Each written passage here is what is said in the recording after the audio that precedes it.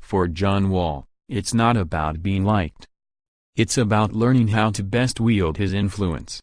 In a strange and controversial way, J.J. Barea did the Washington Wizards a favor. His petty retort to John Wall's petty instigation may have united the Wizards in a manner that their infamous boomerang of a team meeting could not. Nothing forces a team to act like a team better than over-the-top criticism from an opponent.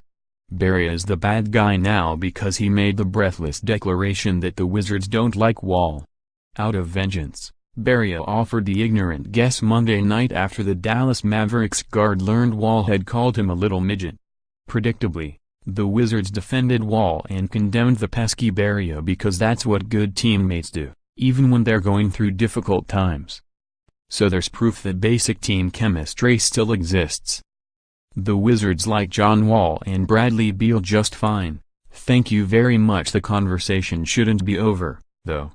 It's easy to shred Barea for making an outrageous claim while talking trash, but now that the hot take has been extinguished, there remains a nuanced issue. Why is the Wizards' disjointed vibe so detectable that an opposing player easily can weaponize it?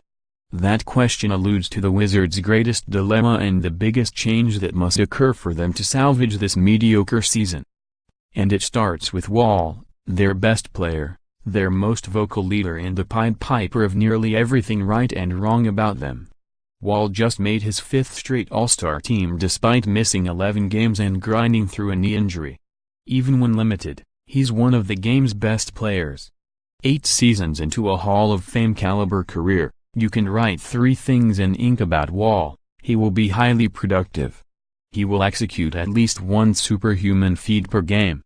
And he will play with remarkable effort. Etch those things in stone if you wish. Those are earmarks of his game. He's a star, and because the Wizards have him, they will be in the playoff discussion from now until the end of Wall's prime. But that's not good enough anymore. For the Wizards to be better, Wall has to be better. His all-star backcourt mate, Bradley Beal, has to be better, too. But it starts with Wall because he remains the team's great influencer.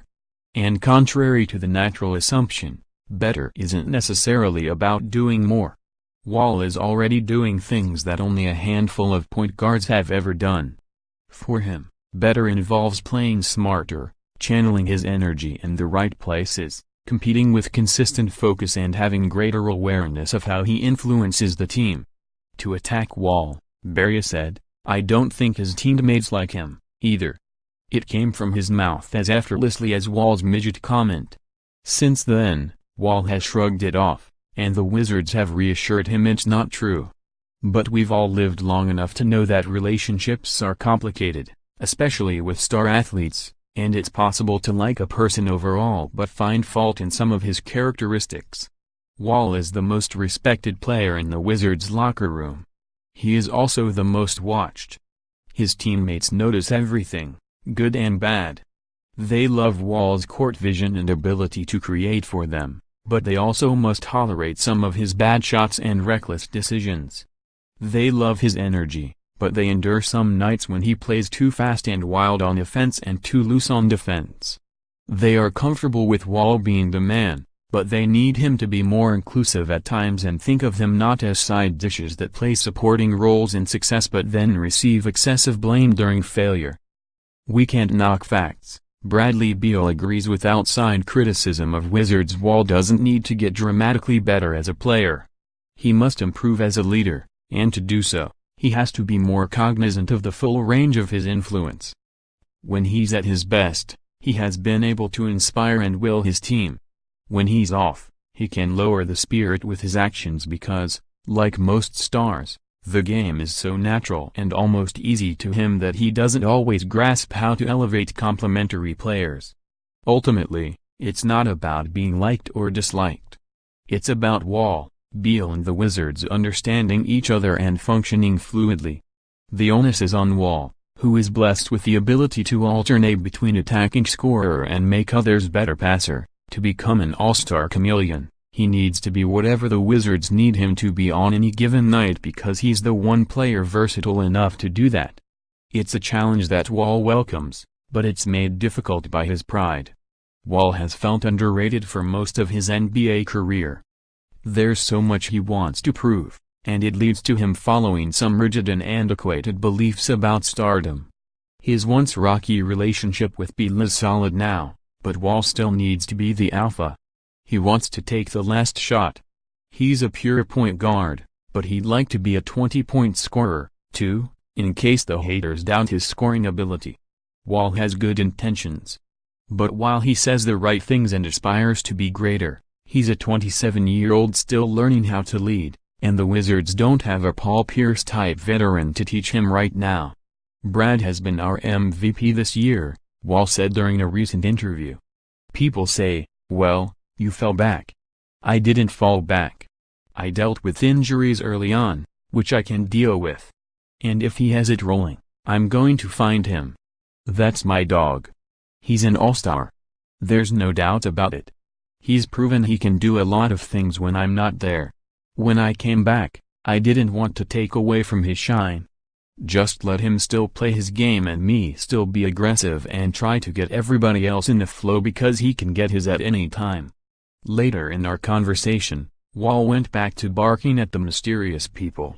"People get mad that I'm not getting 20 points and 10 assists," said Wall, who is averaging 19 and 9. "I'll end up averaging 20 and 10 at the end of the year.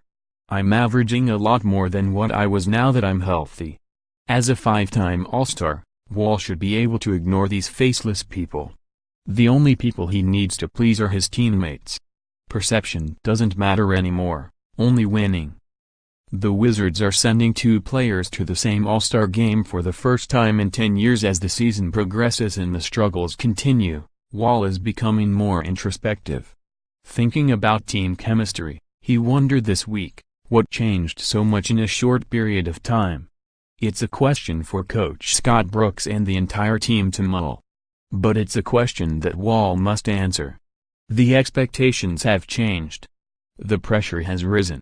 Everyone must adjust, starting with the player who announced before the year that this would be Wolf season. Wall doesn't need to do more. But he can do better. The Wizards will reach their potential only when their Wolf determines the most responsible way to use his influence. Read more. John Wall, Kevin Durant revisit their childhoods in emotional open letters. If sports gambling is legalized, the NBA wants in on the profits. The Cavaliers are broken, but making these 4 trades could fix them. NBA All-Star Game mock draft: who should LeBron,